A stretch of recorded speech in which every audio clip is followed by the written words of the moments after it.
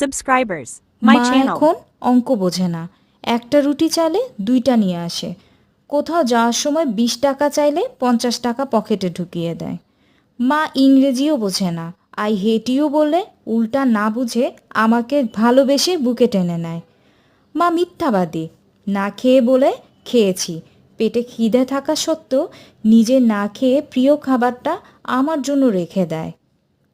মা বোকা, সারা জীবন কলুর বলদের মতো রান্নাঘর আর আমাদের ভালো মন্দের পিছেই কাটিয়ে দেয়।